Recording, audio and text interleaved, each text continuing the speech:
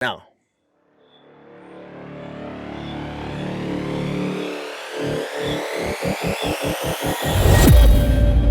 Hello, everybody, and welcome back to the Weird Science Indie Comic Boom podcast. I'm here with my man Rocky. What up, Rocky? hey, what up, Jim? It's What up? another hot surprise. Three for Yeah, three, three weeks in a row. Hot. What's hot, new? hot, Hot. hot. Yes, exactly. And yeah, I still have a leaky pipe down here in the basement. Nobody came out to fix it. It's weird. Not that much water has come out of it, and not that much other stuff has come out of it. But it is a little stinky still down here. It smells like I'm in like a house that has an indoor pool, but they haven't really done anything with it for years. It has a really, kind of tangy type smell to it. It's not great, but it is pretty hot still with that. And we end up having, speaking of hot, three books hot off the presses. But one of them, we have a number two. We had last week some number twos. This week, we have The Brother of All Men, number two. And I think that the reason why I wanted to do this again is we have to have the Canadian quotient on here for you. And Alpha Flight is not a indie book, so we Yeah. end up having this. But I'm interested to hear what you think about this number two. Plus, we end up having True Cult from IDW and then Entropy number one, and the True Cult's number one, and Entropy number one from Heavy Metal, one of the few heavy metal books I've ever read. I actually have Yeah. only read really the when Donny Cates's Paybacks went to Heavy Metal to kind of continue for a little bit and then ended anyway. That's about the only heavy metal actual like serial comic that I had read. So I was kind of excited about that as well. But these are weird books. The bookends of The Brother of All Men and Entropy, they're wacky. They really are. But Yeah. with that, you want to just get into this and start with The Brother of All Men number two. I would Yeah. think we'll just go with it. It's written by Zach Thompson and art by Eon Marone, published by Aftershock Comics, and it's $4.99. Came out this week. All three of these came out on August 17th. Here is the solicit, a descent into the weird history of so-called Canada as the newest initiate of the cult Private Eye Guy Horn is assigned to back-breaking labor alongside his blood brother Bastian as questions compound about the teachings of the enigmatic cult leader Brother 12. Guy's cover is threatened and he's forced to do something rash. And yeah, it's wacky. I'm telling you, I was intrigued. You actually got me more intrigued in the first issue. Without you kind of egging me on and intriguing me, I don't know that it would have been something that I would have continued. But me and you both seemed to like it by the end. You were intrigued by this Canadian history that it's dealing with, which I was intrigued as well because I don't know much about Canadian history. So I thought, okay, this is cool. And just the mystery of what was going on with Brother 12 and this community. Are they a cult? What are they up to? And then you get into this. And just as an aside, not a huge Zach Thompson fan in general. Some of his things at Marvel end up being a little too wacky for me. They end up never really coming together in my mind. But that first issue, I thought, okay, that was pretty solid. That ends up, and again, you got me inspired. I read this about halfway through, and what was such a tough read. It just lasted a long time for me. And again, I end up coming home and I message you, hey, I'm going to read these books. I'll be done. I'm like, wait, this took so long for me to go. At the end, I'm still kind of intrigued, though. It's one of those things. Some of the stuff in the middle, I think, kind of, went in one ear, out the other, in one eye, out the other, whatnot. But by the end, I still was kind of intrigued by the overall concept of this, but the actual mundane day by day, page by page thing kind of threw me off in the middle. What did you think? Well, I felt it a little more favorable with it for you. I actually enjoyed the pacing. I felt that this guy Horn is a guy he's a veteran of World War One. He's a Hmm. private eye, and he ends up looking for this girl Myrtle, and he ends up running into his brother in Victoria, BC, of all these places, and he's actually found himself part of a cult, and he's thinking that Yeah, his yes. brother and this girl's part of a cult, but he's intrigued, so he doesn't reveal his presence. Like his brother doesn't recognize him, and because Guy has a war injury where half his Yeah. face is actually covered with a mask, his brother doesn't recognize him. And what I find very intriguing, and I think you alluded to it here when you talked about it's kind of a long read. Well, one of the reasons why it's a longer read, and it does feel a little long, is that he's, like even the names of one of the chapters here, it's like trust the work. Like there's Yeah. there's, There's a there's lot of that. religious themes to it. Like you gotta do your labor, and you gotta pray, and you gotta do your labor, and you gotta sort of worship at the and sort of follow the lead. And but I mean, he's getting in touch with himself. I found that this guy Horn, he has a violent past. He acknowledges in here that he's killed 16 men. He's actually finding some degree of peace at this place. And he, as he's sort of, he wants to approach this Myrtle girl because he's actually paid to rescue her, and Yeah, he's supposed to get her and get yeah. her out of there, and and it's a weird play yeah. because she doesn't seem to wanna leave No, until maybe the end, no, right? she's not, and there's other, and but we get to know the different people in the group. And there's one page I want to give a shout out to. It's like it's 5 panels long, and it shows this massive tree I'm that looking they're at it right cutting now. down, Yep. and it's gorgeous. And Guy is talking to another one of the guys, and they're supposed to cut down this tree, and it's just a conversation that he's having with this guy. And you know as they're just working on it, the tree, is cut down, and then subsequently, I mean, there's an injury, and guy gets killed from it. And so it's a dangerous job that they have, but these are hard workers, and these are actually good men. So at the beginning, the first issue, I was thinking, well, maybe this cult, is it filled with, are these crazy people? Are they insane? Are they all brainwashed? But it's not. They actually seem, I got the impression these were actually kind of good people, but they're sort of being very very much manipulated Yeah. and used for their work. But they're not crazy people. They're not crazy. They're just out there to make a good living. And what it becomes quickly apparent, and what I really like about what Jack Thompson does here, is that it becomes clear that Myrtle comes across as a little, Myrtle was supposed to be the bride to the head of this brother 12. Yeah, She's Brother brother 12. 10. She was supposed to give birth to a child, that the next generation for the head brother 12. And apparently she's infertile, or she doesn't, she's actually replaced in a big ceremony that takes Yeah. place at the end here. She's replaced by another girl. She gets very resentful, and she takes off and leaves. And she's ultimately confronted by a guy who's, saying to her, because she knows who he is, but Yeah, she she doesn't. seems to at least know Yeah. something, and she ends up saying to him, like, "I know that you're not what you're saying. I know who you are." And he freaks out because now he's got to wonder, are they going to kill me? Because you still don't know. And I agree. I agree with the whole idea of the work. It reminds me of the 76ers, trust the process, the whole deal where they say that, but it also ends up being like, if you get excited, or me and you are there, and I'm like, you know what, this is bull crap. I want beans on toast for dinner. They would just go, "Whoa, whoa, whoa. Trust the work, do the work, do the" like, it's almost like it's what you would do, almost like hard labor for people, but some of these people seem to that's what they need. I think that that's what Guy needs. It gets your mind off of things, you're going, and I do think, like you're saying, he is finding peace. I think that my problem is something that this book is based on. I think the pacing's very slow, but you're gonna have a slow pacing in a world that's in 1920s.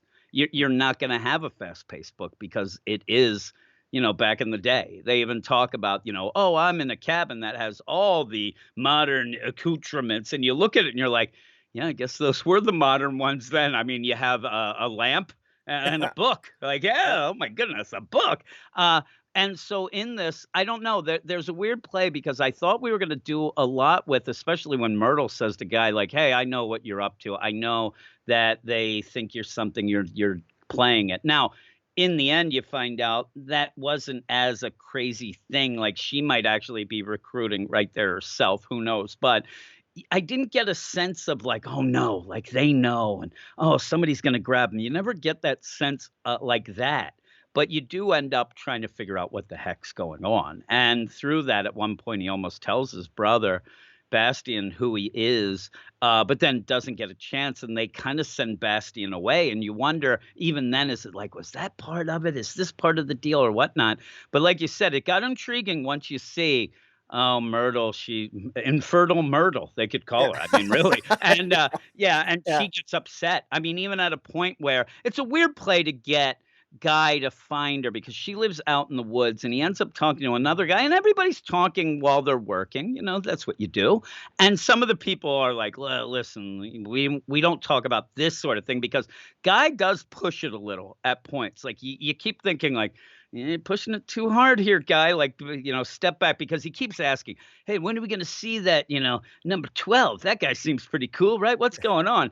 And they keep, "Oh, he's this," and we haven't seen him for a while in this. He's always not there. Oh, he's somewhere else. He's over here. He's tired. So you end up where he goes to try to find Myrtle and then sees her. And I thought that that was a pretty good thing because she's there almost like she's doing some, wacky witchcraft type deal. Almost, "God, why do you shun me? Why do you make me infertile?" Like, she's really upset, but it felt darker at that point because of what was set up. But there's that weird deal when he does come across Brother 12 and starts to, get a little in, and Brother 12 seems to know some things as well, right? But he also seems like a nice. He doesn't Yeah, seem he like a does. He bad seems guy. like a guy He, who just I'm telling you, for the most part, it makes it in my mind of saying, like, "Oh, you think it's a cult," but instead, this is a guy who, yeah, he wants some towns being made. He wants to lead some people. He wants to be able to pick his own bride. Oh, yeah, he gets something. But these people aren't they don't seem forced to be there. And even when you go to the end, like, if Guy just say he decides to stay, however it plays out, Guy himself wasn't forced to be there either. He's there a different reason. He's undercover trying to go, but yeah. and you're playing out the idea of possibly a 1920s guy undercover and goes in too deep and starts being part of the cult and whatnot. But it does twist by the end that made me think, okay, well, now it's getting to, I'm telling you, at one point, it was a little wordy for me, a lot of narration, and it was fine.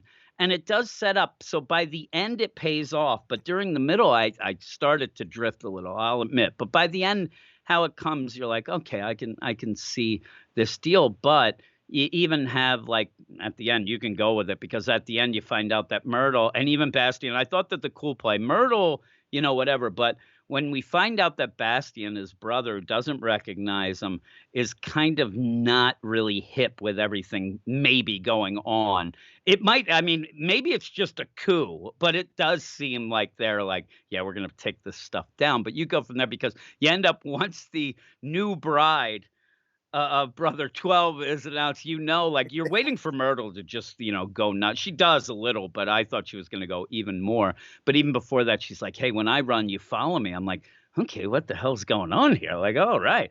But you go from here because Madam Z is the girl who shows up, and even then, she doesn't look like the way they're playing is like a young Chippy or anything. Maybe she is, but she doesn't look quite Yeah, like that. yeah. She But doesn't look attractive, Madam Z. She no, looks, no, yeah. and so, again, maybe it is just that deal of, I just need somebody who can have a baby. I mean, we've been trying. Now, it'd be the funny play is if we find out that, Brother 12 is the one who's actually infertile. All of a sudden, you end up where, Myrtle gets pregnant. It's Myrtle who's fertile now. But at the end, there is that, like, that's the conflict kind of the whole deal of, "Hey, everybody, just want to announce here, Madam Z here, that's my new bride." Like, Myrtle, screw her. And she's brother 10. So she's Yeah. kind of the deal. And it almost feels like, and now I have to have a woman who will birth the Messiah. It's like it gets a little crazy sounding, but who knows? Who knows how it plays out here? But you got, because like I said, Myrtle Well, freaks out, right? well, Myrtle. I'm Myrtle's a little bit of a conundrum for me. I'm not sure if she's like a little bit off her rocker or if she's just playing a She game seems crazy because she to seems me. crazy. She says, she says to the guy, she says, "You made Guy, me." yeah. She made my womb barren with you. Made my womb Oh, yeah, to barren with Brother your 12 mind. says I that, mean, yeah. she thinks that this is all Brother 12's fault that she couldn't bear him a child, and Mhm. and now she has this idea that she wants to foment an insurrection. So I get the impression that maybe she was having an affair with Bastian or something because Bastian seems to be Possibly. he seems to love her, or he He's seems to, down with her, yeah. right? And Bastian's not the only one who has affection No. for Brother 10, Myrtle. I mean, Myrtle, I mean, there's more than, it was hinted at that there's more than one person, male member in the group who is attracted to Myrtle. And, and this Brother 12, we talked about it already, that I think there's, Brother 12 may end up being more evil than he is. It might be Yeah. a misdirection here, but he's very kind and compassionate to Yeah. Guy. He says to him, in a past life you were a barbarian, in another a petty thief, but in this life you choose. Come to my home 3 days from now. Live in the present. I mean, he's saying all this modern day self help stuff, It in is. terms of like, there's no judgment here. I mean, live your life. I mean, there's going to be no judgment. You get to start over, and he's saying all the right things. And so, you gotta guy's got to be thinking to himself, this guy's treated me nothing but with kindness. He has, it even says he has all the amenities. He has a beautiful cabin that guy Yeah. lives in by himself. It's got all the amenities in it. He's got all the food he wants to eat. He lives, it's in modern day, Victoria, BC. I mean, BC is absolutely, it's a beautiful place. I mean, just for what it's worth, I mean, Canadians go to BC to retire. I mean, and for if you have to go somewhere to be healthy, the best possible weather, and often is Victoria and Nanaimo, BC. Mm. It's got very little rain, good sunshine. I mean, it's a really great place to live, and so I'm presumably it was the same in the late Yeah. 1920s, and so. No, this works really well here. I get the impression this brother 12 is just he's an older guy. He's rich. He set up this camp. He's got a bunch of people. He's probably a modern day self-help guru. He's got some followers. He's got his own harem. He can have sex when he wants, and he's got Eh, control over a lot of men. And why not take advantage of it? If he's not really hurting anybody, he's just controlling them. And if they like to be controlled and they're getting something out of it, why not? What's the big deal? But the wild card here is, like you said, I never saw it coming. That misdirection at the end where all of a sudden Myrtle and Bastion are planning an insurrection. I yeah. mean, I didn't see that coming. And now I'm actually kind of curious here Yeah, because, that gets me curious. Even at the point you end up having the one guy when guy's talking to him and he's like, "Hey, what's up?" And yeah, that Myrtle, and like he says, if you can trust him, and you seem to think there's no reason why these people would lie, is that at one point Myrtle threw herself at him, and they ended up doing this stuff. Like she seems to be the one who's real sus, like going yeah, around and trying to control people and trying to do some things with this. So I almost worry about Bastion as well, and maybe this insurrection is where you get that twist of, well, we think that guys on the good side of here, and the good side would be against Brother 12, when in fact Brother 12 really isn't doing as many bad things as we think, and Myrtle is just power hungry, crazy, just a scorned woman who's now going to get revenge in a weird way by manipulating people. So we have to see, and even at the beginning, the way that Zach Thompson probably or tries to play it, it is kind of funny because it is a lot of self-help. It's a lot of like hippie 60s stuff even, but back in the 20s, you do end up having some jazz terms as well that fit in the 20s, but it threw me off when, hey, tell me about these guys. Well, listen, some cats don't understand. I'm like, yeah, oh, you're a real hipster there, Myrtle. But when you end up where they're talking, and I think it is Bastian at one point, it's like, yep, like 10,000 years ago when we were here looking at things, these things were that. I'm like, you guys are crazy. But that's kind of what they're playing here, the idea that they are, not immortal, but there is like a resurrection. There is a continuation. But like you said, when you get the brother 12, who then says, it's kind of a weird way that they twist it. It's not, hey, we're always going to be reincarnated, so it doesn't matter whatnot. It's, this is the time that matters now. Be what you want to be the best self. And it isn't even like, listen, be better now. So like, there's none of that. There's none of be better now so that you can ascend, or be better so when you get resurrected next time you'll end up, or not resurrected, but more reincarnated. It's just almost that idea of, hey, everybody continues on, but why not make the best of it this time? Why don't you? And that's what he kind of says in my mind to Guy, just be your best person. Try to be the best that you can be. You're a great guy. Like he really gets Guy, it seems like kind of inspired. Like, all right, that's what I need. It feels like somebody who's coming back from the World War One with a horrific injury, all that stuff, and saying he killed a bunch of people.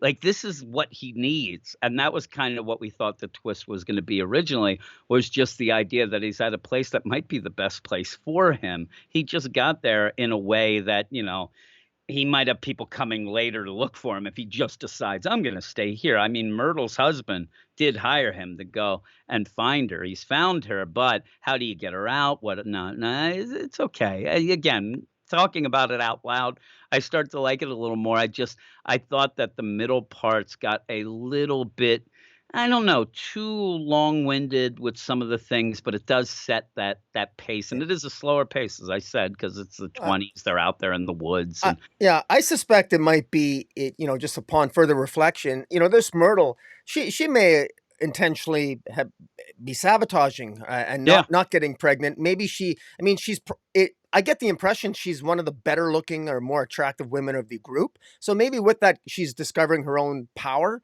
And if she's manipulated Bastion, and Bastion's one of the strongest ones, and she can get Guy on her side, who's got a background in war, she can really, she probably has a viable chance of having a little coup d'etat here in the middle of nowhere, and it's not as if police are around, so they're in the middle of nowhere, and I think in the hills of Nanaimo, BC, or no, whatever. So, yeah, so yeah, so it's intriguing, but yeah. I have no idea where this is going to go, but I don't know either. I'm in for the third issue anyway. I'm curious to see where this goes, Okay, and we got to give a shout out to Aaron Moran, the yeah, artist. I think it was excellent. I mean, the expressions on the faces, the mask on Guy, the emotions of the characters, because there's a lot of character work here. there There's are. a lot of dialogue, but there's a lot of dialogue, and it does at times cover up, I think, cover up the beautiful art. Mhm. But the art does come through, and you do get a sense that this is the late 1920s, and that's a Yeah, high you do get compliment that. indeed, because this is a period piece, and it comes across that way, and it has that feel and tone. So kudos to the artist. And you mentioning the idea of, brother 12 being a rich guy. I mean, this mansion he has is huge in the middle of the woods there. And I do have to mention too, one of the weirdest drawn orgies I've ever seen. And in fact, when I was reading it, didn't even notice it the first time. I was just going through, and you end up having what looks like, brother 12 walking through different rooms. Hey, what's up in here? What's up in here? Walks through complete orgy at this one point, because when you ended up saying about, well, Myrtle looks like maybe she's the was the pick of the litter in Yeah. that. I actually went back because I thought, did we see a lot of other women? And when you do see, well, first off the orgy, but then in the big gathering, there are a lot of ladies there. A lot of them seem to be older women. I mean, I'm talking like 60, 70 years old, but there are a bunch of different ladies in there, and there's a lot of weird stuff going on. But again, that seemed again, the whole deal is it doesn't look like anybody's being forced to do anything, even with the idea of, hey, do the work. It's good work. They're there. They're not being punished or anything. I think that a lot of people end up wanting to do this. You could play with the idea, and here in the States, one of the funny things, I'm sure they say the same thing in Canada, like anybody who heads off like, hey, by the way, I'm moving to Alaska tomorrow. I'm up to some no good stuff. You know that I've been caught doing somewhere. I got to get the hell out. And it feels like maybe this could have been at that point as well. But it's not that. It just seems like people might, or, you do maybe go to escape things or live a better life or whatnot, but they all seem to be hardworking. Everybody seems to like this whole brotherhood, and it's a family. And you may even get that. If we end up learning more about the things, and even the mention of kids by the one guy, like that ended up, I'm like, oh, we really haven't seen kids. So I wonder what we're going to see, all around there. But Yeah. some people might have wanted to start a new life, and this is the best way, and or they don't have anybody. They don't have a family, and this is the way to do it. So when you do want an insurrection, it may be hard to do here because we see how content some people are. But Myrtle seems to be in. She's at least convinced Bastion. But Bastion, it's funny too when Bastion says, Myrtle, no, don't tell him anything, because it does seem like he realizes, oh crap, she's gonna tell, Guy about everything. When you actually thought it was like the opposite way, it was a kind of a cool twist by the end. But he says, no, Yeah. no, no, and you wonder if it's one of those, like you said, that he fancies Myrtle, and it's like, come on, this is our little thing. Like, I like to just hang out with you. We don't need this guy. Yeah. Uh, but yeah, you end up where at the end, it's we And want to help in insurrection. We want to bring it down, and you seem to be somebody that would do that. It's worth pointing out that something that's somewhat obvious, but the title of this comic is "Brother of All Men," Yeah, and brother. Every brother has a designation: 1, 2, 3, 4, up to brother 12, and brother 10 is a woman. So brother is applies to both genders. It's interesting that they don't yeah, call him sister 1 or sister 2. No, exactly. even the women are like, Myrtle is brother 10. It's very odd, but I'm curious if there's going to be some sort of misdirection even on the title itself. Like "Brother for All Men" has a kind of a different skewed meaning Yeah, now it when you does. know that it applies to the brother applies to both genders, Yep. and it's is Myrtle the brother of all the men? Is that the hidden meaning of the story, or maybe I'm reading too much into it? But it's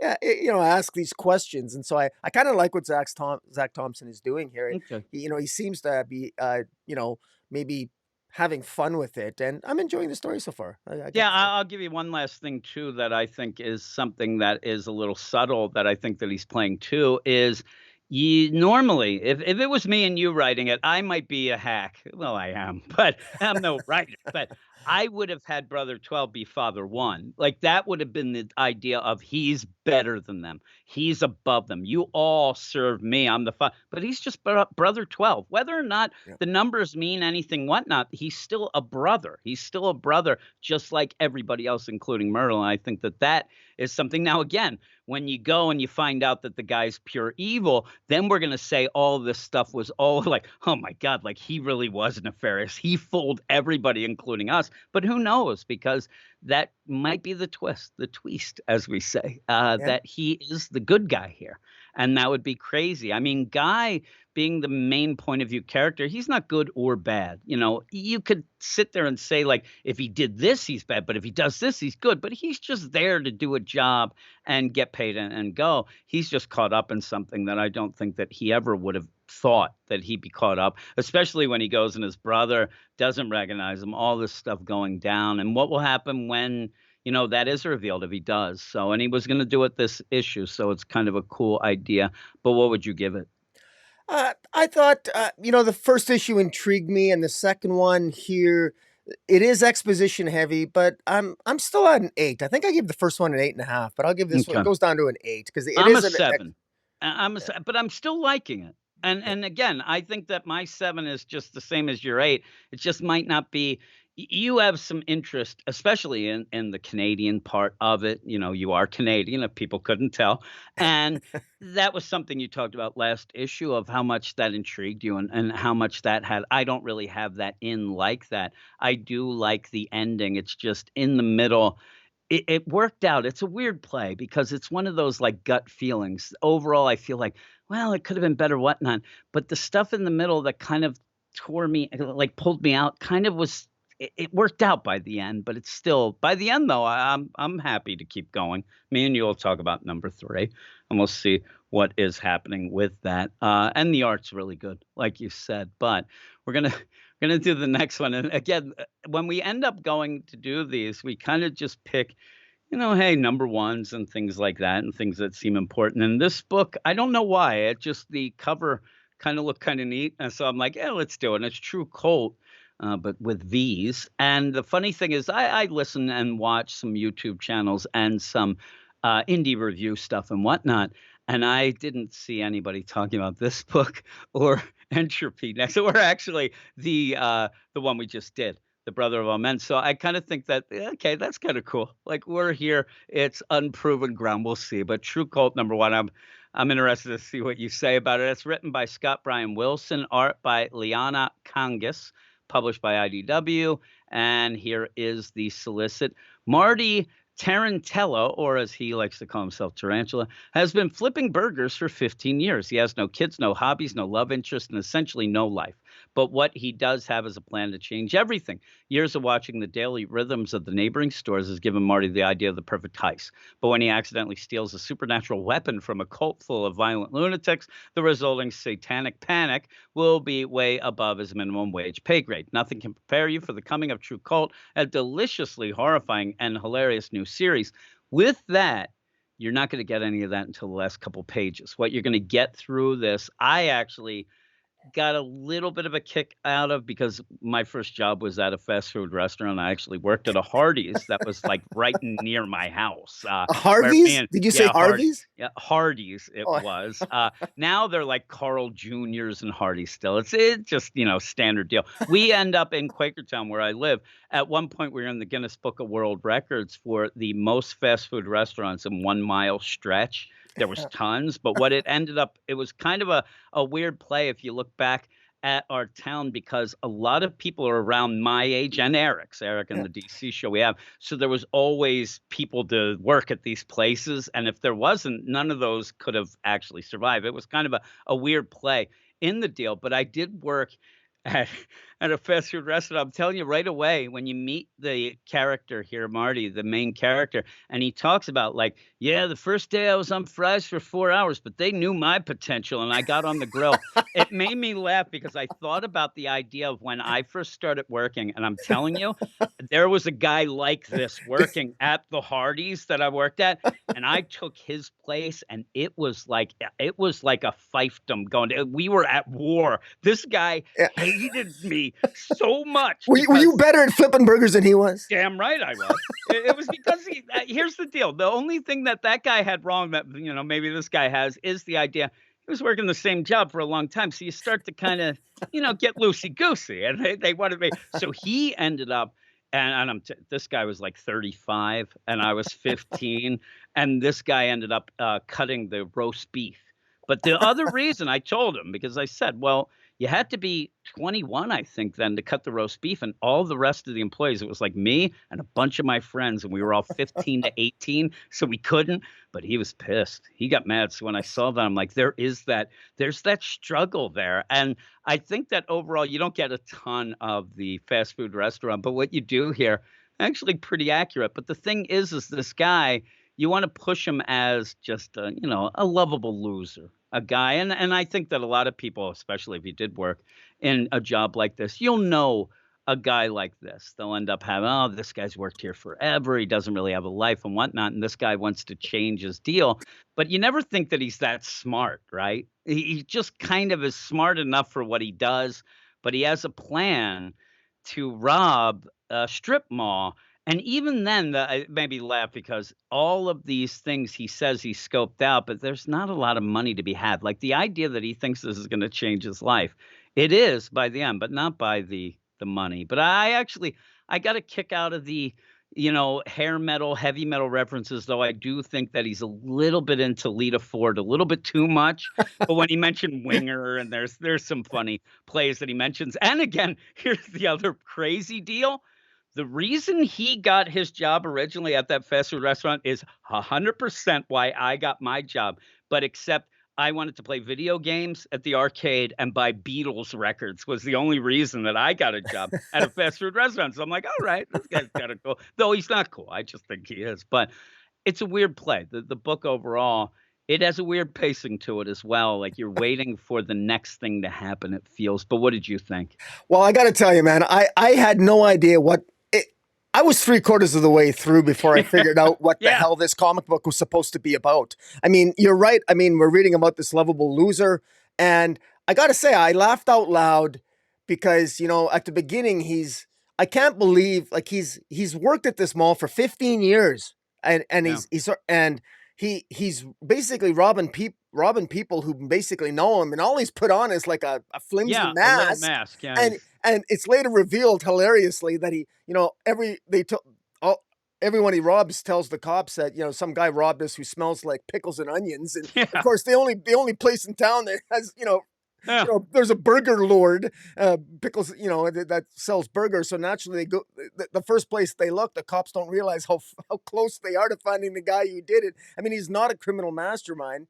He doesn't No. even make a lot of money. I want to give a shout out to writer Scott Bryan Wilson and Leanna Kangas, who's a co-writer, but she also does the art. I kind of like the way how when he's robbing all the various places, there's the way that they indicate how much money he actually gets from each place. And I mean, he's such a polite robber. He apologizes for his vulgarity. Just I give me thought he your was money. Canadian. Is what I thought. It is That's what true though, but he's like, yeah, I'm really sorry. I like how some of the people are kind of nice to him, Yeah. but then the others are like, screw off, buddy. Also, just to point out that I didn't realize until the end, but Mastermind, the guy picks up his mask when he goes into the head shop. He goes in to talk to the Rastafarian guy who's obviously selling pot at the back of the store, and he has his mask up. He goes in, and he's like in the, hey, be cool, man, be cool. And that whole deal, and and it's funny too, if you want to go and look at what he makes at the comic store, $83, at the head shop, 322. My favorite is when he robs the mattress store and he gets nothing because the guy at the mattress store says, seriously, this is a mattress store. No one's come in 3 days. He goes, I didn't even wear a shirt for like a full hour. Yeah, exactly. It is funny. I mean, and then you end up like at one part you Uh, have what looks like it's like a I don't know, is it one of those where you can get a foot massage and you can get your nails done and whatnot? I don't know, or is that like a haircut? Whatever it is, you make a lot there. But that lady's a jerk, you know. She's yelling, but and his deal, this is the weirdest play is I think that he just thinks that if he clocks out and goes to like that's his alibi.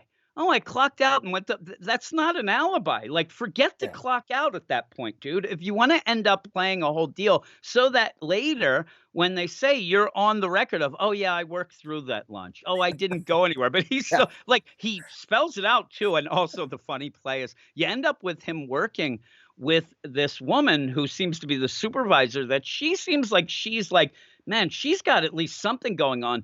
But you see that she's been there exactly the same. Like yeah. she Uh, actually hired him back in the day. that's Like they both, Bernice. yeah, Bernice, his boss. Yeah. Bernice's boss has also just been working there this whole time. Like they end up working together. And it's just a weird play where she even says, like, oh yeah, man, did you pay for that lunch? Remember that time? You like he is so upset that he at one point accidentally didn't pay for a lunch. Like he is very polite. He's not a bad guy. It's kind of a funny play with that. And Yeah. again, he thinks he's a mastermind, but he's not. But he also doesn't want to hurt anybody. He wants to, and there's the weird play of what it seems like what changed his mind or life actually 5 years ago when he found a gun and some money. Like, and it took him that long then Yeah. to get the gumption. And he says, "I staked this place out for 5 years." You're like, you didn't do a great job, and he doesn't get tons of money but he does get it. But then he runs into a little bit of a snafu at the end where there was a delivery truck, and he says, that's not part of the plan. This is when all heists like this go wrong. When you deviate from the plan. The plan was never if there's a car that pulls up, rob them too. He was just going to rob these places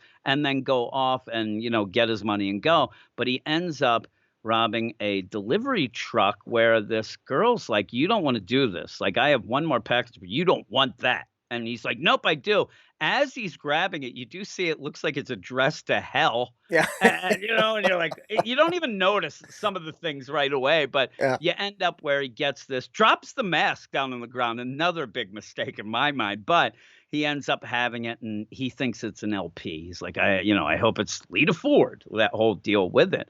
But he thinks also, it seems at this point, I know that he must be going back to the restaurant, but he's very nonchalant with just like, yep, throw the mask here, grab him. Like he's too out in the open. He does get seen, but you go from there because he ends up talking about the idea and you get that turnover idea of a restaurant too. And like, oh, I had to fire that jerk. Bernice is firing everybody, but they don't have enough people. And he's like, oh, it's great. I have somebody who I'm going to, interview for Yeah. a job.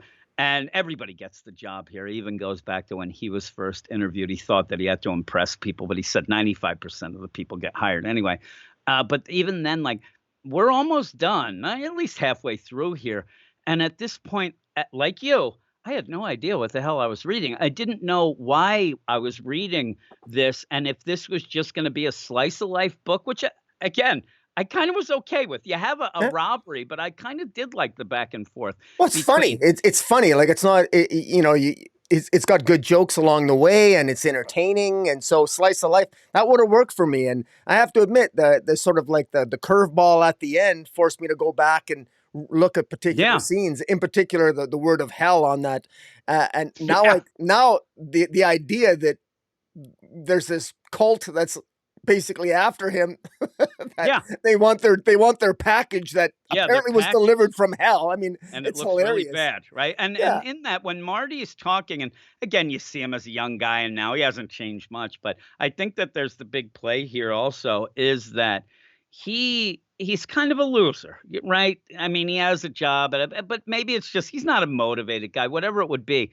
But he doesn't think he's a loser, and he's not a sad sack. Yeah, he wants to change his life. He wants to have something big, I think. I think that he just needs, but it's never like, man, if I don't do this, I'm going to kill myself and I'm going to do this. He seems to think like he's on it. Like, all this stuff. He's stuck in a time, obviously, by the references to Winger, Lita Ford, and Queensryche. But he doesn't seem to think of himself as somebody who's like, "Oh, I'm the worst of the worst, Well, and I'm gonna do this to hurt somebody, or I'm gonna do this." He just seems like he's in his own little world and thinks that he thinks this job he has is pretty impressive, even though he probably knows it isn't, but he does it well. He's, that sort of thing. And I like that. I like that he's not it's right. really. I like his self-confidence too, Yeah. and actually his day is going in his mind pretty damn good for I him. know, He's that's what successfully I'm talking he's about. happier than shit. He only gets about $1,200 or whatever. I'm not good at math, Huh, whatever. $1,200 from about his that. robbery. You know, he goes, he takes a collective sigh of relief. You know, so he robs this package, not a big deal.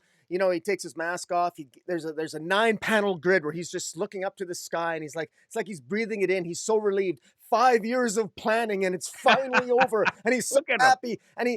But now he's got to finish the plan. He's got to go into work on time, and he nervously goes Yeah. back into work on time. And then to top it off, he even meets a beautiful woman. He meets a Yeah. woman who's applying for the job named Allison. And as he's talking to Allison, and this is kudos again to the writer Scott Bryan Wilson, Leanna Kanga. I mean, she Allison has the same Oh, dialogue yeah. habits as he does. She Yep. apologizes for swearing, and they have a rapport right away. They're hitting it off with each other. And as he's talking to her, and she's talking about why she wants the job, and he's sort of interviewing her, all of a sudden he sees the cops walk in, Mhm. and And he freaks out. yeah, and the great way that this is scripted here is that you can see the cops in the background, and you can see him getting more and more nervous and this is where Allison, there's a lot of she's like yapping away, like it's Yeah. dialogue heavy, and it's useless exposition, but it serves a purpose Yeah, because it's a story. she's yapping away, but even I, as the reader, I'm drawn to the cops behind her as she's talking because Mhm. and so is and of course so is Marty is Marty, like, yeah, and he's like, he's "Oh god, oh nervous. god." Yeah, and Yeah, he's like, and it and then he works. realizes and he's trying to convince himself because he's like, "Oh god, oh god." And Yeah, then he sees them and says, "I'm about to cough," but talks about how, oh, they might be here for free food, and then tried to convince him, but that when he's told, "Oh, they're here because there was a robbery," he does freak out, but he's pretty smart on the draw right away. When they say the pickles and onions, he's like, "Well, it could be that place downtown or this or the taco place, but they don't really have pickles and onions." And it's almost like he's playing misdirection with them. But I like that. But now I have to go drink something because I'm gonna cough. but yeah, the biggest misdirection for me though, which threw me, and I'm sure it threw Marty as well. Marty needs an alibi. Like Marty, I mean, Marty is could potentially be a suspect. All of a Yeah. sudden, Allison pops up and says she witnessed the whole thing. She was actually in the parking lot, building up enough nerve to come in to apply for the job, and she actually witnessed the whole thing. She actually saw Marty take the mask off, Yeah, and she yeah, lies to she the even cop. seemed to have seen the mask come off and the idea that Rob that, the last truck and like, "Yeah, Yeah, I saw that." They smooched and went she lies completely. yeah, just to And it cover for feels him. again Yeah, feels like maybe she wants a little excitement. I mean, this is a girl who comes to Burger Lord to apply for a job wearing her Burger Lord uniform from her past job because it seems like she moved or whatever, and then in a play and sometimes when you go and you get flashbacks and things like that, you're, "Oh, that's a bad spot for it," or whatever. But as this is going on, out of nowhere, while you see that this house she's, like, so into the job, and she's talking about this story about this old guy who used to come in her old store all the time, and, "Yeah, I have my wife, but she's crippled out in the car," and then finally, this one guy's taking out the trash and sees, and it's just a dead body in the car, and this it's a wacky story, but it works well because it's just filler in the back. uh, But then he ends up remembering, "Hey, this is my first day." He ended up just because he would go get tapes at the store and actually says it. It's funny. He's like, I was buying some tapes and I didn't rob that store because it's still there. He says, it's still there. It's part of that strip mall. But out of respect, I didn't end up robbing that.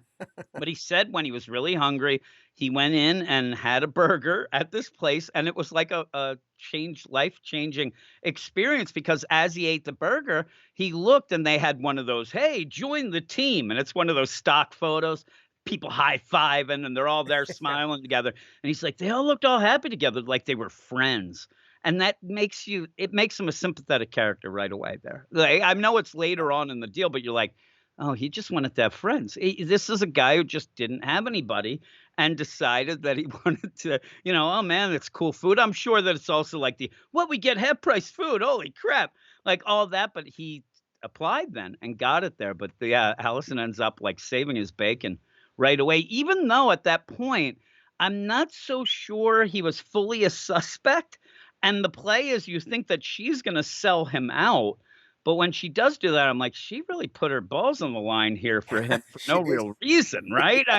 And then again, I'm thinking to myself, what is she gonna do when they come back? Because they're gonna and they say, "We'll be back for a statement." I'm like, "You're playing the devil's hand there, girl, because Yeah. this could end up going to trial at some point." She's just gonna is she gonna play the long game then or whatnot? But hopefully something else ends up happening because she seems you like her there only because she does end up out of nowhere sticking up. But it's a weird play where you have, Marty and Bernice. Is it Bernice is his boss? And like Yeah. they almost look like they are going to be a family. Like they're going to work. I want to see more of the working, because at the end, when you get this twist where that package from hell seems to be from a cult, and that was supposed to go to Satan, then there's craziness. Now you're like, holy crap! And I'm like, I don't know. I think I want to see a couple shifts with these people That's working right, because together. after the cops leave and they're gonna go back and question the delivery The girl, driver, yeah, the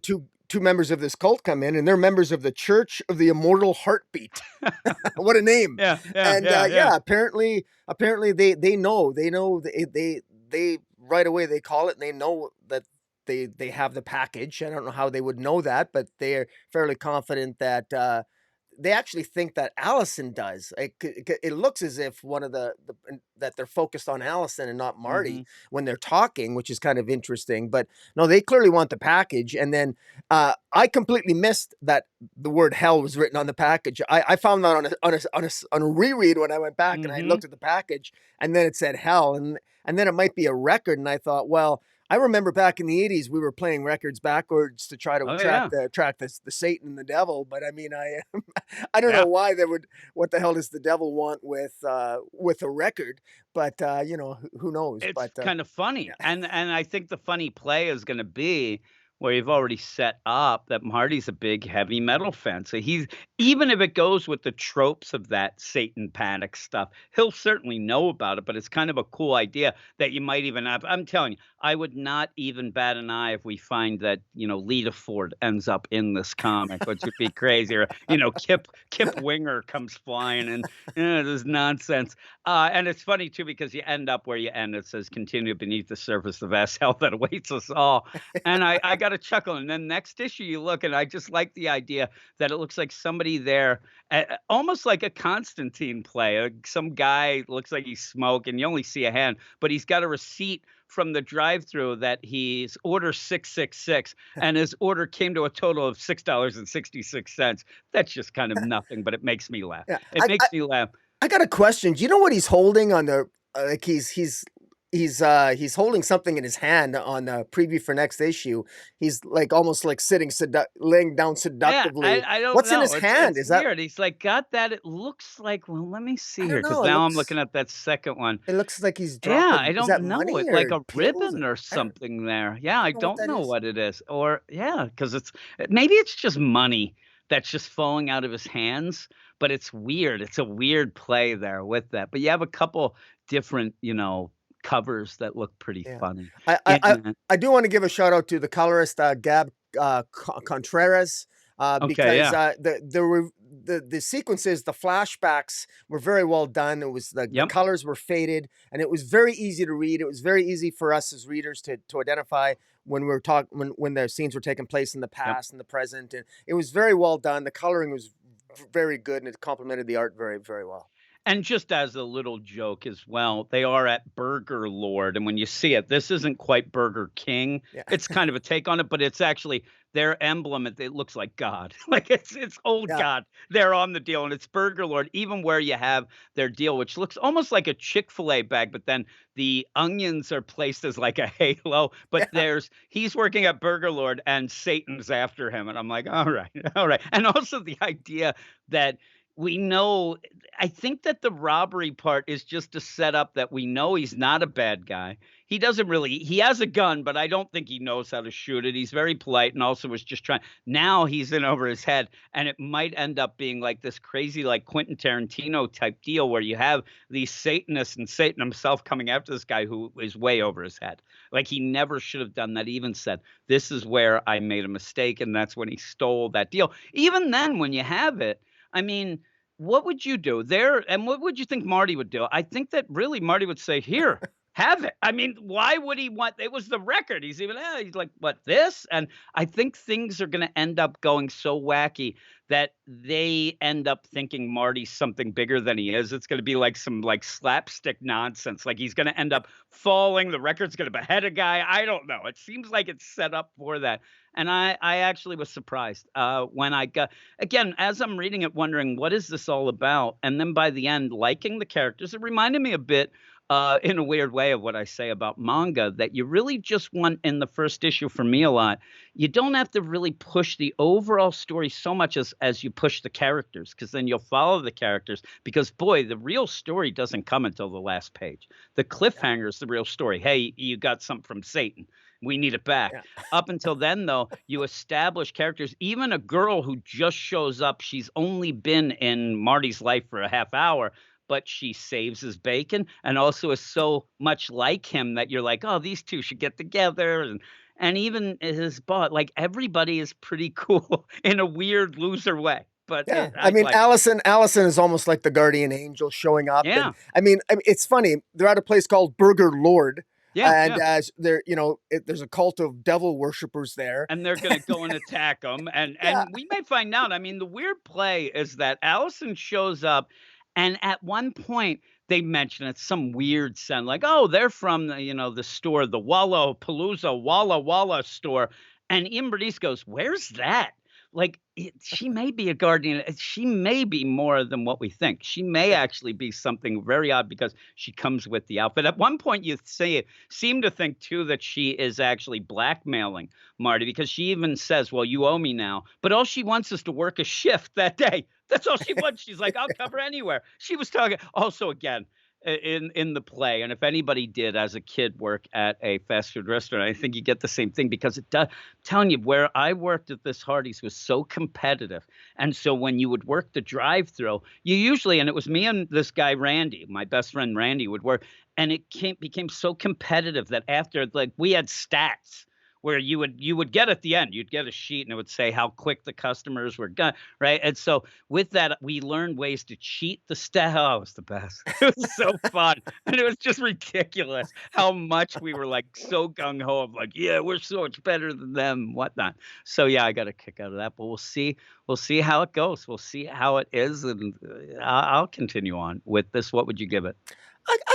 I enjoyed this. It took me, it took me a while to sort of get into it, but once I found its footing, I enjoyed it. I'm giving it a solid. I give it an 8.2. I think. Yeah, I'm gonna give it 8.5. I'm gonna go, and that again, you like the Canadian stuff, I like the fast food stuff. Plus, I like fast food, and it's weird too because it's one of those, again, you're not gonna get this type of book from the big two. There's not gonna be Tim Drake working at a fast food restaurant for an entire issue to then just reveal that Etrigan's showing up there, and so it has that weird deal, and also that's the fun of new characters. And no, because we have no idea where it would go or no idea what it's about. And that was kind of a cool little twist here that I actually really appreciated by the end, to be like, all right, there's some craziness going on, but I really like these characters and whatnot. And yeah, like I said, I'm more of a character guy than even a story guy at some points. And this gives you the characters. It's one of those I never would have guessed that I was going to give this an 8.5, though, by the description or even the cover. I mean, I look at it, I'm like, yeah, this is going to be wacky. But we're going to go to the next book and the last book of the night. And it is the start of an event. I don't know how many people read the heavy metal comics and know an event, whatnot, but it is Christopher Priest. And so that's a big deal. Now, I don't know if my brain can take two Christopher Priest books in 1 week. I ended up, already reading and reviewing Black Adam, as you had read and reviewed as well, I'm sure. Yeah. And with all of that, that was a wacky one. Then you get into this where it's like new and whatnot. and it really threw me. It threw me off, but by the end, again, I kind of was like, "You know what? There's something here. I don't know what it is. I have no idea what I'm reading," but you kinda get little dribs and drabs of maybe Green Lanterns, maybe even Silver Surfer, Galactus type deal, and I thought that that was pretty cool. Entropy #1 is what it is, written by what usually is Priest now is what he goes by, art by Montos. Oh my. Published by Heavy Metal, and it's 4.99. And here is the solicit. Heavy Metal's event series Entropy arrives from Black Panther and Justice League writer Christopher Priest. I don't know about you, Rocky, but I'd probably take that Justice League out of there and mention another book. But Yeah. and Rising Star artist Montos with Yeah. covers by Bjorn Berens, who did King Spawn and might also be the secondary singer in ABBA. Breaking Bad meets Green Lantern in the origin story of Heavy Metal's ultimate supervillain. Henry Hanks had a good life until he betrayed Keiko, the living embodiment of chaos and misery. With this whole world destroyed, Henry is killed and reborn as the newest herald of Keiko, with the power to destroy entire worlds in his master's name. All issues of Entropy will have a special Breaking Bad homage incentive cover nonsense. But in this stuff, I thought at first, when I first opened it up, and not even knowing the solicit and going, I thought this was going to be a little denser than it was, like almost like a Starhenge that we're doing from Liam Sharp. I'll admit I don't think that it's as dense as what I expected from a Christopher Priest. And actually, I see he's going by Christopher Priest fully. He's just Priest over at DC, I guess. But you end up where I still wasn't really understanding tons of what was going on. I'm going to let you actually go through this one. You are the guy who is the thinker of us two and end up with books like Well, this. I'll defer to you. okay, well, first of all, I want to give a little bit more. I want to expand a little bit on your introduction here because I had to Google this straight up. My initial impressions reading this, I felt like somebody who I felt actually sorry for some people who might dive into a DC book who's never read a DC comic Yeah, before, and I felt like I there was something about this universe I didn't know.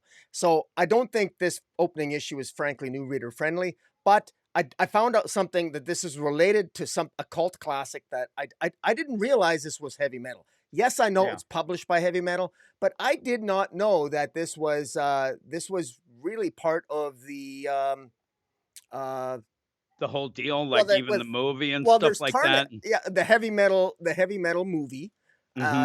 that came out in 1981, which is a cult classic. I Yeah, mean, who doesn't love that movie?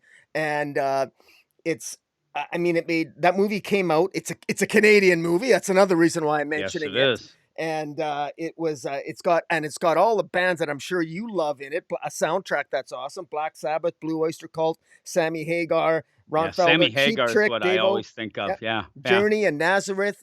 And the villain. I mean, this apparently this entropy is actually a villain. And I got for those watching on YouTube, Christopher Priest, when he's been promoting this is the birth of a supervillain. Hmm. And this was promoted. This was supposed to come out in July of 2022. It was delayed, but Entropy is actually a supervillain, and this apparently, according to Christopher Priest, is almost like a Breaking Bad story. Like this is like Walter White. This is just an average citizen who suddenly finds himself overwhelming and becoming an elemental and becomes this Keiko character, which is an element of total chaos that ends up being the ultimate bad guy that Tarnia ends up fighting. And by the way, Tarnia recently had some comic books that have been recently written and published by Heavy Metal, written by Stephanie Phillips. I didn't know Okay, that.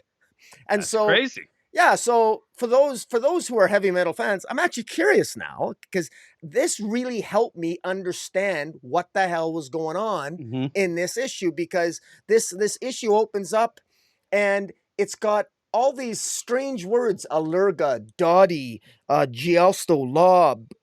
I didn't know what these words meant, and all these words apparently are from different languages, and they mean run. Run. Run. I Yeah. didn't know that. I had to Google it. I thought, because, frankly, I mean, with great respect to Christopher Priest, but he often has a tendency, like some writers, to embrace his inner pretentiousness. Yeah. And I didn't know, is he trying to be cute here? Is he trying to suggest this is multiple people in different languages? And I don't know, but I don't even know what run means. I don't know why. I don't even understand how it applies to the story, because it shows this guy Henry, I guess, making love to his wife. He's got a beautiful child. He's Yeah, got it a goes kid. through the whole stages, right? Yeah, You end and up seeing the growing up of him and his yeah, family. he's walking the dog, and then lo and behold, he lives in a great neighborhood. He's got a beautiful wife, a good son, and he's walking the dog, and all of a sudden the dog freaks out over this strange looking, quiet looking kid. And he's being friendly with this kid, and he asks with kid, "What's your name?" And all the kid will say is, "I am." The Yeah. kid, "I am. What's your name?" "I am." And it's like, so this kid's really pretentious, and the kid's saying, you're going to do what I say. If you betray me, I will destroy your planet. And I guess he Like, betrays him, and then the I like planet's that, destroyed. and even then, you have Like, the run, and it's almost like the run, like, "Don't get near that kid, like, don't let him see it," but even then, you have the bit and this is a Christopher Priest thing where you have the black panel, where you have, like, the chapter name and whatnot, and it says, yeah, "Run, 1,000 years before I met Henry," and the thing is, Henry's our main character here, and you're thinking you're going through his point of view even this quickly, and you're like, "What?" And then when you yeah, get that kid, I love the idea that Henry is trying to like, he seems like a nice guy. First off, he has the worst neighbor. That lady's the worst. Like, yeah, she is, like, straight up from, like, I don't know, you can't do that on television, a skit, something, if anybody knows what that is. I just have to go with a Canadian television show, but you end up where, it's like the sitcom Neighbor, but this is, like, times 50. Your dog ended up doing that on my yard," and he's like, "Oh, I cleaned up." "No, no, no. The contamination has already started. I have to resod." Like, she's so crazy. yeah, Then to go to a kid that should be normal, but the kid is so over the top insane with this talk, but he thinks it's a game. He thinks that this kid, "Oh, you know my daughter, right?" "Yes." And then he's like, "Oh, it's you will continue to grow and achieve and evolve." And he's like, "Yep, I'm gonna do that there, pal. All right." Like, uh, he's so nice. He doesn't want it. Like, he thinks this kid is just playing like some stupid crazy game in his head. He probably thinks he's a little weird, but still, it's like one of those. If I went up and like a kid came to me, "I am a robot. I'm Osmo," and I'm like, "Hey, what's up, Osmo?" Like, he's doing, but the kid yeah, keeps going. It gets worse yeah, and worse. He's like, "You are my herald. You're gonna tell them of the coming. I'm gonna destroy this planet if you don't do this." And he's like, "Okay, like what? Hide and go seek." I'm like, "No." And that's the play. Is I love the idea that Christopher Priest even in the narration even talks about comic books, even like, "Hey, space is real big, even bigger than they say in comic books." But even in this, though, it's one of those plays that we're reading a comic and we know how these things work out, and you're like, "Come on, dude, get out of there! Like, run!" Like they're saying, "Get out! This is not going to go well." And yeah, he's even got that striped shirt. And he's freaky, this kid. And at the one point, I swear that his hair changes, like it goes, and I think it's like he probably looks like the heat miser at that point because it's all up in the air, right? And then just out of nowhere, it's boom. Everybody starts. It's pretty much the Thanos snap. It that's, looks like, yeah, right? And yeah, he doesn't know what the heck's going on. And then this kid says, and that's where he's really, "Who are you? What's I am. Stop saying that. I promised. If you betray me, I will destroy your planet." And he's like, "But we haven't met. You will." And he even says, "I haven't betrayed you. You will." And that idea of the whole, it's vicious when everybody's just disappearing and this kid is just overpowered. But it also goes with the idea that Keiko is you have there, and then boom, you have this crazy deal where he's, falling apart and, going through, decay in space 1,000 years before. It gets real, does get towards pretentious, but not as much as I expected. I just ended up, and I'm glad you ended up, looking into some things and whatnot. I'm still intrigued, but it's not new user friendly or new reader friendly if you that's not. expect to have your hand held. If you can get through this issue and just say, "All right, I got a little concept. I'm intrigued. I'm going to go forward." I think that might be enough and it will Yeah. start to make more sense. But Christopher Priest is one of those writers and he's doing it with that Black Adam right now. He is, I yes. said, I said when we had our DC podcast, he makes you work for your enjoyment. He's not somebody who's just going to put it on a platter and give it to you. But a lot of times it does pay off. Sometimes it doesn't. But It, he doesn't care. That's uh, my hope. My whole thing with him is whatever issues, amount of issues this is, He doesn't care if you're confused, and he seems to relish that. I mean, he Yeah, I know seems it's frustrating. It reminds me of my experiences generally with Netflix. I always yeah, get a kick out of people, and they say, "Oh, watch this next Netflix show." It's like, "Oh, by the fourth or fifth episode, it really starts to take off." And I'm thinking to myself, "You mean yeah, I gotta wait? I gotta watch 4 to 5 hours exactly. before I begin to enjoy the show?" It's like, come on. And just for people who may not listen to anything else that me or you do, I have and me and you both have some similar, but I have a huge attention deficit disorder and I have a huge lack of focus. So I can't and I try it often sounds, and I know that I kind of play it up, especially with Eric on our DC podcast. I play up the idea of like, what? All this narration, like, and oh yeah, reading's hard, stuff like that. But when people say to me, like, "Hey, did you watch this?" And I can't. I have a real problem. Why? So when they say with Netflix and they say, like you said, "Oh, by the fifth, I'll never get there."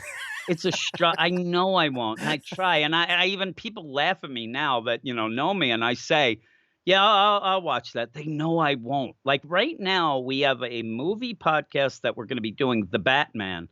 I'm still only a half hour in. And I try desperately, and I'm just my mind's all over the place. I'm going, and it just is something I can't do. But when I do get excited about something, and again, this actually by the end excites me, but something where this will be a funny little play here. I am a huge K-pop fan. I love the Blackpink. I don't know what they're singing half the time. I don't speak Korean, right? But I like listening to the songs and I can get by that and I'm starting to learn. So if it is intriguing, which that I am okay with it, and I go in and this is intriguing enough, but I don't know that a lot of people are going to stick with it because of what this, not what it Well, isn't, because I it's think tough. I think the biggest thing for me is I'm still like when I first read this, I was completely lost. Yeah. I'm straight up, I was lost, and and I'll give Christopher Priest credit. I was actively engaging social media. I was googling the Hmm. words I didn't understand, and because I like to do that with comics. Well, Yeah. not just because I'm reviewing it, but kind of I don't want to sound like a You want to moron when know. I review it, any That's more what, than I yeah. normally Oh, do. I know. Yeah. So, but I have to admit, but even now, I still have the same questions. Like, who's the narrator? Like, Yeah. Keiko is. And by the way, Keiko is. When I first saw Keiko is, I googled Keiko. Do you know what Keiko means? Well, what does Keiko Keiko means mean? it means daft, stupid, and crazy. So Okay.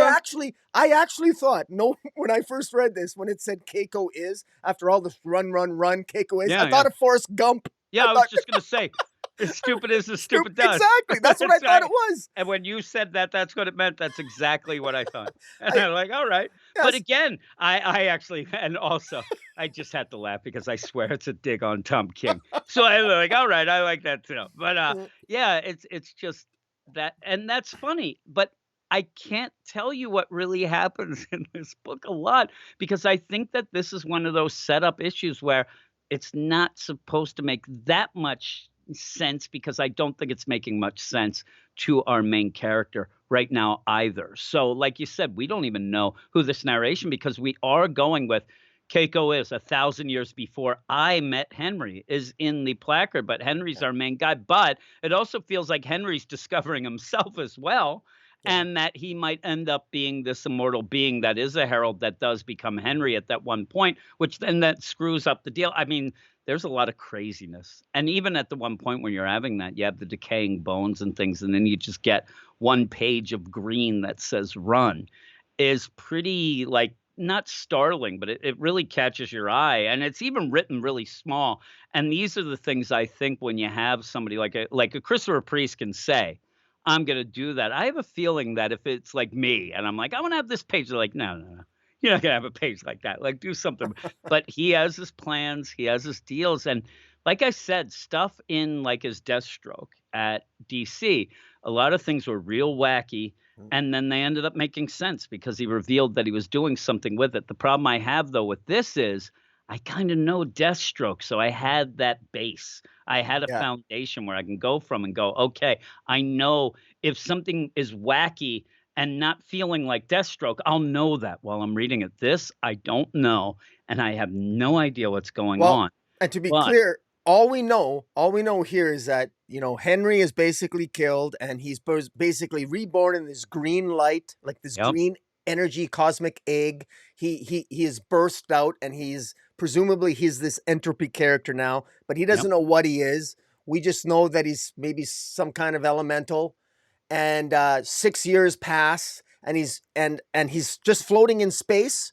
And literally all that happens is, for the rest of the story, he floats in space, and he's talking about how lonely he is and bored. Yeah. He runs into an abandoned spaceship with dead astronauts in it, and he stays on that spaceship for about a year until that spaceship is hit by a meteorite, and the meteorite then forces him to crash land back On on Earth. Earth, which I thought was destroyed at the beginning of the comic, but apparently wasn't. And he happens to land right in front of the same kid Yeah.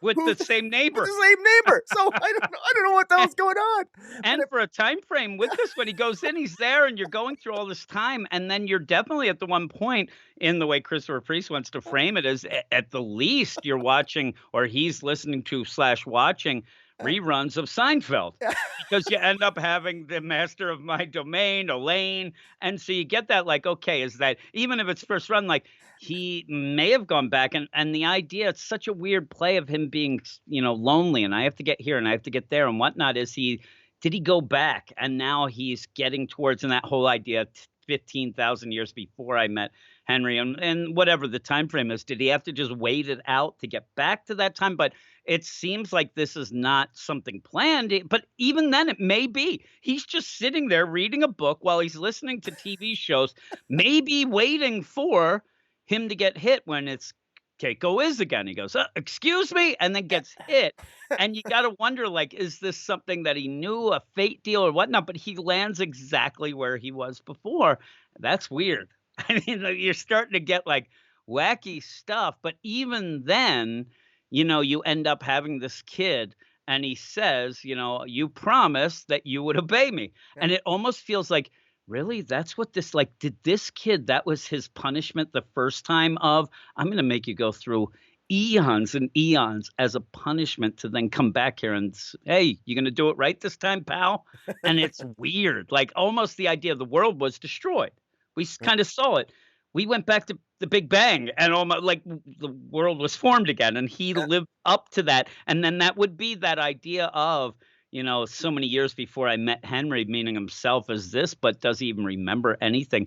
Then you get even wackier, because then all of a sudden, I don't know what happens. He ends up where now you have all of these things falling onto a planet that doesn't even look like it's anything, or is this back in the day again? And he lands, and it looks like maybe that's his wife, but a primordial version, just like him. I don't know. Well, I I think don't she's know. the narrator. I wasn't Yeah, sure. I Is she the maybe, and narrator? that Because might be she's the deal of yeah, how she hasn't met him yet. yeah. Yeah, She says I've yeah, been waiting 1,000 years, and so yeah. maybe she was previously changed like he was, and maybe she's Yeah, another they're like elemental it's or like something. fate, and she's an elemental, and because she has, like, they do end up having almost like tribal tattoos and things like that. I mean, here's the deal, if you wanna go with just the look of it, and I think the look is really cool, and I really do like the colors as well. It's like one of those things when you have a Green Lantern book, you have that green that really pops, that, glowing green type deal, but this guy looks like he's an Aquaman Green Lantern symbiote.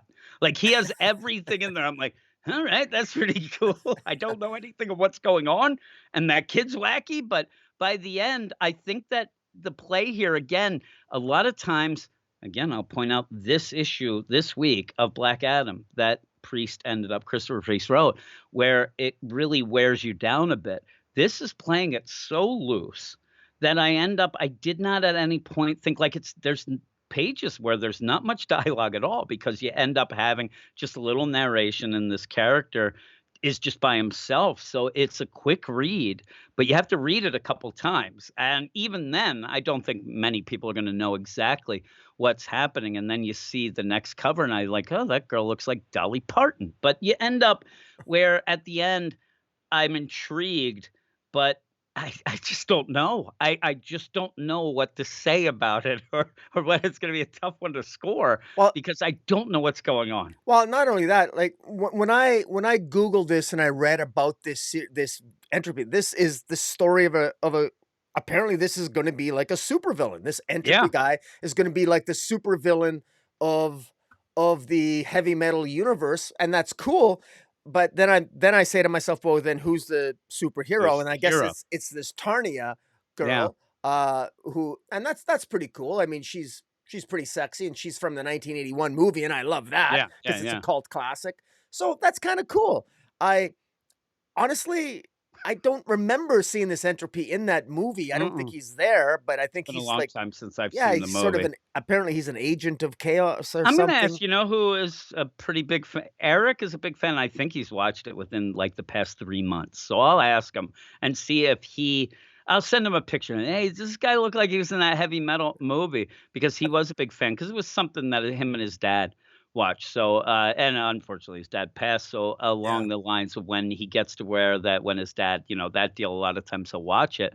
I ended up the last time I watched it. I think I saw it twice. Once on HBO as a kid, and then later I saw it at a midnight movies, which is one point was it was either this or like The Wall that you were going to get if you went to the midnight movies around my area, and I did go and watch it.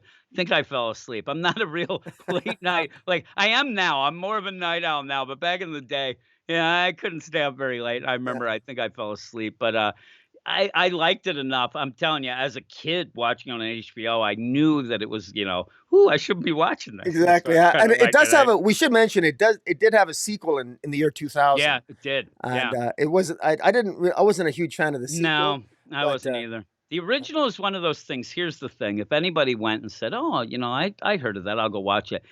It is a bit dated. I mean, it's dated just because of what it is, but it's still fun. And I love the soundtrack. I do. And that Sammy Hagar and the theme song deal, I love. I love Sammy Hagar so much. But with all of that, yeah, we're gonna see Eternia. And like you said, you looked it up. That seems to be what would be the hero, but we'll see how entangled it gets and things like that. But this is an event. This is played out as an event. There weren't a lot of reviews for it, and it looked like most of the reviews are very confused by it, which I was as well. But by the end, I thought you kind of it's weird. It's almost like True Cult that we by yeah. the end, especially the second time through here, I kind of get a little bit of a concept and enough to say, all right, if that's going to be a villain, you have Tony, let's go with this. Let's see how it is. And I'm kind of intrigued by it and see Yeah. how it plays But out. But but I will say though that I do think that this was a mistake. I can respect Christopher Priest for taking the time and I he's agree. to take the story out. But it says right on the cover, on the bottom left hand portion of the cover, it says from the world of Tarna. So if you are familiar with heavy metal, and some people are, and you remember Tarna from Yeah. the heavy metal, you're going to be picking this up.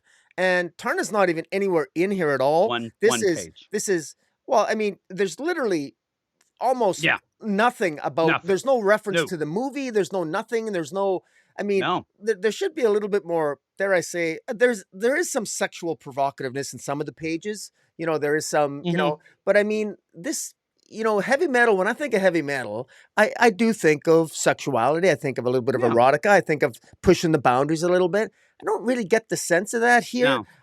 The cover is gorgeous, Yeah. but the interior art I thought was, uh, it's fine. It I serves the liked it. story. I Yeah, liked I it didn't enough. mind it. I thought the colors were pretty cool, and they're playing off at first, it's kind of a muted palette, and then Yeah, once he becomes, this and then it gets a little more and you get a lot of the greens, you have a lot of that. That kinda got me, but I'm with it. Again, as an event and as something if you wanted to have new readers jump in, I mean, usually you do events because you wanna get readership up, you wanna have people excited, whatnot.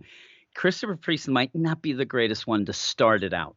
And yeah. maybe the idea of this, maybe you could have had more. You have the narration here where maybe you could have held some hands more Or with the or or narration. even a free comic book day, a free, Yeah. like a free, like a Of like a, dollar. "Hey, everybody, this Yeah, is what this is gonna be." You have Tarna in that free comic book day explain the universe, even if it was a who's who of the heavy metal universe would be pretty cool, yeah. and, something that might have served well, but, yeah, the from that I didn't even see that from the world of Tarna, and then you go in here and you don't really take advantage of that as much. You even play coy with the narration, which you could have had, "Hey, listen, this is the story of this," because again, you want to this is an event. You want to get people to read it and enjoy it and buy more heavy metal comics. It's not the greatest of times. It's like advertising. You wanna get them in the store, then you wow them. You don't have to make it like if I end up, and I've said this before, where people will have a Marvel Comics podcast and they'll call it, you know, bananas and apples. Like, what? Nobody's gonna find you, then they're never. It's not gonna work. And this kind of feels like that first step kind of was a bit of a misplay. Though, like I said, reading it, I'm intrigued to go on, but I never would have even known to get this really except we're doing this podcast. And I think that normally I would have read this first issue and just like, yeah, I have too many other things, but I'm sure we'll continue with it to see how it goes. And maybe he ends up enlightening us a little bit, but that's not his way. That's a weird play. It's a weird play to have him, do this because I don't know. He seems to be against them. He seems to have fun screwing with people sometimes, and that's not the deal. And again, if you are reading it, usually does come around, but do you want an event book to be something where you're lost for 3 issues, but then it makes sense by the 5th issue? That seems a weird play. Yeah. But what would you give it? I would give this as an opening. I'd give this a 6.5. That's funny. That's what I'm going to give it. I Yeah. thought a 6.5, and I think that again by the end, I'm more positive by the end than I was when I started it because I was Yeah. so confused. But it still is a weird play. It is a weird play, but we'll get the second one and we'll figure it out. And if it's Yeah. kind of still along the lines of we don't know what the heck's going on, we'll probably move on from that. But 6.5. So there's some good books, though, different stuff. That's why we Sure. wanted to do this. So I'm not going to say that I was upset by reading it. It was a quicker read than I expected, but kind of the downer of it to be the last one. But with all that, thanks everybody for listening. Check out the show notes, especially so you can go and watch everything on Rocky's channel, the Comic Boom channel, especially because I hope that when we talked about the brother of all men, I hope that you had the picture of the orgy up on the screen at that Yeah. point. I'm really hoping because Well, I can't see what's going on while I'm we're pretty doing sure it. I did, but at some point, yeah. Yes. I didn't even see it until the second time. I'm like, boy, this second reading is awesome. But with that, some cool books. And yeah, we'll be back again next Sunday to go through some things with that. And I end up putting up this on as a podcast. So if you're listening to the podcast version of this, thanks for listening, but also maybe rate and review it. And then also, again, look in the show notes and check out all the things that Rocky does, including DC stuff and all that jazz. Anything else, Rocky? Well, no, just remind everyone to check out Weird Science, your Oh, podcast, my. the Indie Podcast, your YouTube channel as well. We post that on both our channels. Yeah. We do this because we love it, not because we're going to make millions of dollars on YouTube. No. So, all the joy and You told me we were gonna make millions, Rocky. I'm telling you, that's what you told me. I end up just to do that. We get done this. I still have 2 other podcasts I have to record tonight, and I am not a Hey, rich man, so I'm waiting for those clicks and monies to come in. But yeah, everything will be in the show notes of wherever you get this, so check it out. But that's about it for me. And yeah, all right, shout out to the Get Fresh crew, you bet. all of that deal. But yeah, anything else, Rocky? No, I will say though that you and I are going to we review a lot of indie comics, and some of the indie comics that we let go by the wayside, some of the other issue 2s that we sort of skip Hmm. over, I might review them just for shits and giggles, Yeah. just to It see just to see what's going on. But in other words, the stuff that I'm not reviewing with you because we review so many, and we often Yeah. I think that we're going to probably stick to a lot of number ones, and we'll do some Yeah, number 2s and 3s. and We're playing that's it the by thing, ear, but we I end up going through them pretty, a lot. I mean, I'm talking yeah. about it takes a lot of time to get me and you yapping. And I'm sure that like this week you would have liked to have done that above snakes because you liked that first one even a lot more than me. The second issue of that came out as well this week, and that again, I'm glad that you're going to review some of those because it's not that we didn't like them. That's not why we didn't end up doing them. We kind of just don't have the time to do every book. There's a ton of books. And like you said, I like to do the number ones so people Yeah. know what there is out there. But there's even stuff like Do a Power Bomb. That's one of my favorite indie books.